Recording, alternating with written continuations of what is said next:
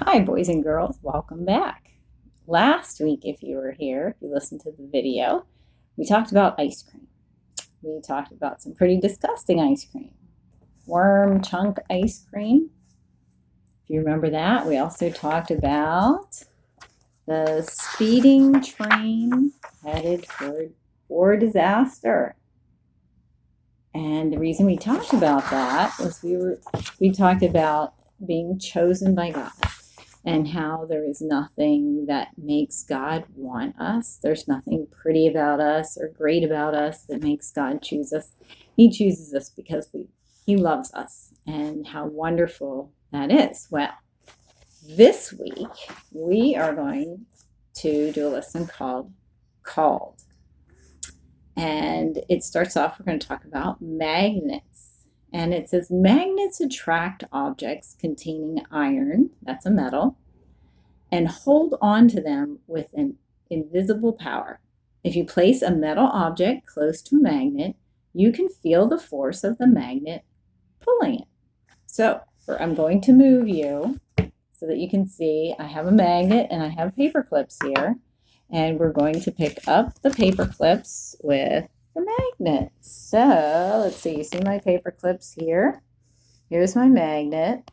So you see the force of the magnet picking up each paper clip as it goes over it. Now, if we didn't get near the paper clips, they would never be picked up. They would just stay right where they were.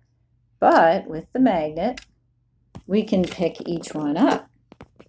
And then the magnet, you will see, has all of the paper clips attached to it, and it's holding onto them quite nicely.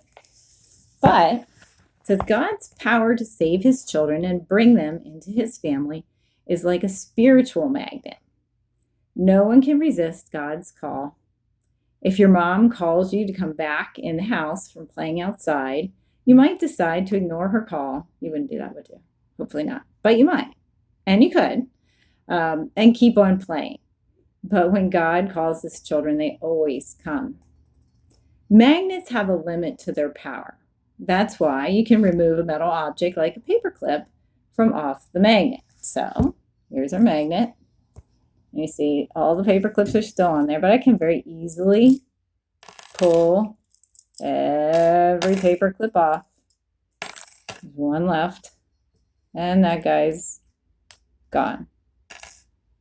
Because there's a limit to the power of this magnet. But God's power is limitless.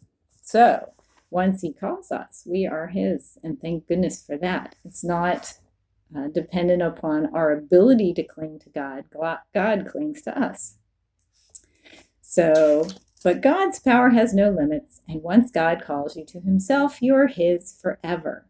John 6:44a, the A means it's the beginning of the verse, says, "No one can come to me unless the Father who sent me draws him." And then 1 Peter 2:9 says, "But you are a chosen race, a royal priesthood, a holy nation, a people for his own possession, that you may proclaim the excellencies of him who called you out of darkness into his marvelous light." So here we see a picture, and they're comparing God to the magnet and us to the paper clips, and how he draws us to himself and doesn't let go. God made the sun, moon, stars, and sky to show us how amazing he is. The moon and stars shining in the night sky tell everyone about God's amazing power. You think about the sun, the moon, and the stars way up in the sky, how bright the sun is, and all that fire that gives up on the sun's surface, that gives us light and heat from so far away. That's just amazing. That didn't just happen.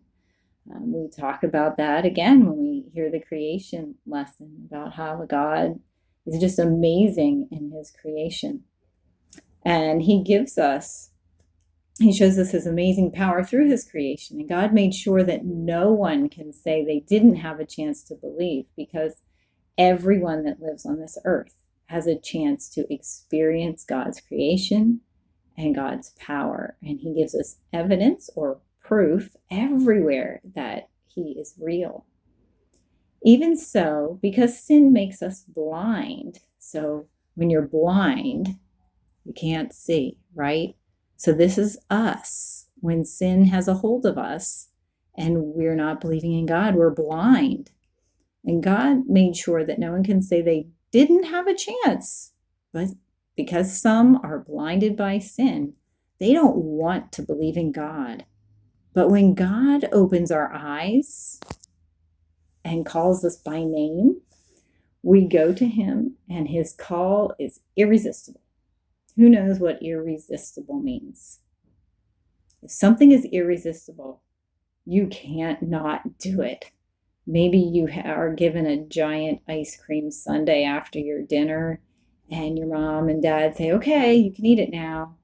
You probably have a pretty irresistible urge to eat it, and you're not going to wait. It means you can't help yourself. So his call is irresistible. When God calls, we come. If 1 million blind people had their sight restored, not one would want to keep their eyes shut for the rest of their life, to stay blind and say no to seeing. Now, did you like it better when you couldn't see? That's not much fun, is it? That's kind of boring. Or did you like it better when you could see? Well, God makes sure we can see. He takes the blindness of sin away from us. It's the same with God's call. As he opens our eyes to see him, no one can resist the invitation to see him, know him, and live for him. Acts 26:17b, now that's the second part of the verse, if it's a B, through 18 says, I am sending you to open their eyes so that they may turn from darkness to light and from the power of Satan to God, that they may receive forgiveness of sins and a place among those who are sanctified by faith in me. So when we believe, when God allows us to believe, he calls us to himself. He attracts us like those paper clips, the magnet to the paper clips, and our blindness is taken away. And here we see, there's a picture at the very end of a girl sitting, and she's looking at God's creation. She's looking at the moon. So we all have opportunity to see God's power and know God, even without words being spoken. But we're so blessed to live in a country where we have opportunity regularly to come to church and hear God's word read and to hear your parents speak to you about God. So we have lots of opportunities to hear, and we're blessed by that. And I pray that God is showing you how much he loves you, and that you just realize that. And I pray that he's calling to you. You're like this paper clip, and he'll call you to himself, and he'll hold on to you forever. And that is a wonderful thing. So again, like last week, if you have any questions about this, please talk to your parents. They would love to talk to you. So I hope you guys have a great rest of your week. We'll see you later. Bye-bye.